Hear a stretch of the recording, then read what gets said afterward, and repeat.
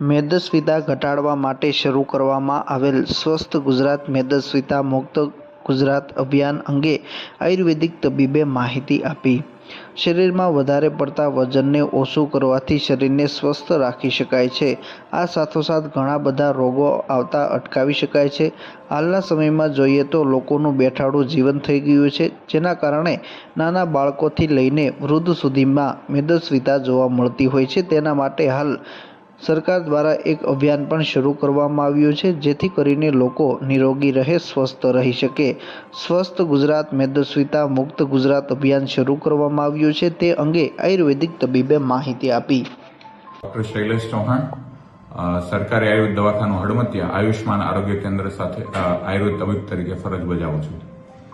હાલમાં ગુજરાત સરકાર દ્વારા સ્વસ્થ ગુજરાત મેદસ્વીતા મુક્ત અભિયાન ચલાવવામાં આવી રહ્યું છે અને અત્યારે આપણે જોઈ રહ્યા છીએ કે સમાજમાં દિવસે ને દિવસે લોકોનો મોબાઈલ ઉપર સ્ક્રીન ટાઈમ, લેપટોપ, કોમ્પ્યુટર, બેઠાડું જીવન પ્લસ અપડાઉન ને નોકરીની ચેલેન્જો, આ બધાના હિસાબે ઊંઘ, ખોરાકની અનિયમિતતા, ફાસ્ટ ફૂડનું વધારે ચલણ, આ બધા કારણોસર બાળકોથી માંડીને વૃદ્ધ લોકો બધે મેદસ્વીતા એટલે કે ઓબેસિટી અત્યારે વધારે જોવા મળે છે. જરૂર કરતા વધારે વજન, અને આ જરૂર કરતા વધારે વજન હોવાથી શરીરમાં ઘણી બધી એવી બીમારી આવી શકે છે કે જે લાઈફ થ્રેટનિંગ બની શકે છે. ડાયાબિટીસ, બીપી, સાંધાના દુખાવો, હૃદયરોગની બીમારી, શરીરમાં ચરબીનો ભાગ વધવો, કેન્સર, આ બધા ઘણા પ્રકારના રોગો છે કે જે આ શરીરમાં વધારે પડતા વજનને કારણે જોવા મળે છે.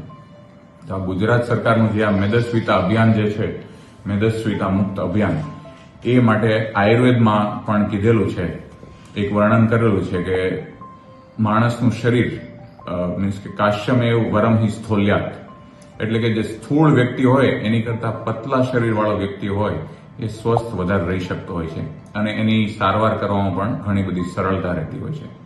તો આયુર્વેદની દ્રષ્ટિએથી જોઈએ તો અત્યારે આપણા મોદી સરકાર સાહેબે પણ મિલેટ અભિયાન, બાજરો, કોદરી, જવ, સામો, આ જે શુદ્ર ધાન્ય કહેવાય છે એનો ખોરાક વધારવાથી અને ઘઉંનો એની સામે ખોરાક ઘટાડવાથી આપણે સ્થૂળતા ઓછી કરી શકાય છે. રેગ્યુલર સૂર્ય નમસ્કાર, કસરત, વ્યાયામ, ચાલવું, દોડવું, જોગિંગ, સ્વિમિંગ, સાયકલિંગ, આ બધી એક્સરસાઇઝ પણ આપણા શરીરનું વજન ઘટાડવામાં ફાયદો કરે છે. સાથે સાથે આપણે એક એવી ટેવ હોય છે કે રાત્રે ખૂબ પેટ ભરીને જમવું અને સવારે નાસ્તો ન કરવો.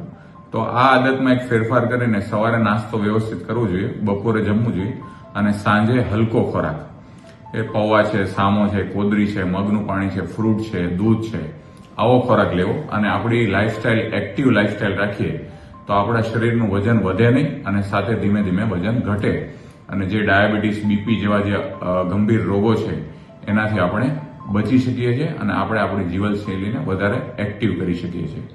એટલે આ જે ઓબેસિટી જે રોગ છે એમાં આપણે સેલ્ફ ડિસિપ્લિન એટલે કે આપણા શરીરનું જે આખું રૂટીન છે અને એમાં કઈ વસ્તુથી વજન આપણું વધી રહ્યું છે, ફાસ્ટ ફૂડ હોય, ઘી, તેલ, મલાઈ, વધારે પડતું ગળ્યું, ડેરી પ્રોડક્ટ, આ બધી વસ્તુમાં આપણે ફેરફાર કરીને ફાઈબર એટલે સલાડ પ્લસ આ જે શુદ્ર ધાન્ય કીધા, જવ, કોદરી, મગ, સામો, આ બધાનું પ્રમાણ વધારીને આપણે આપણા શરીરને બેલેન્સ રાખીએ તો આપણે રોગ આવતા અટકાવી શકીએ અને જે પ્રમાણે કહેવત છે, પહેલું સુખ તે જાતે નર્યા, એ આ સાર્થક બનશે.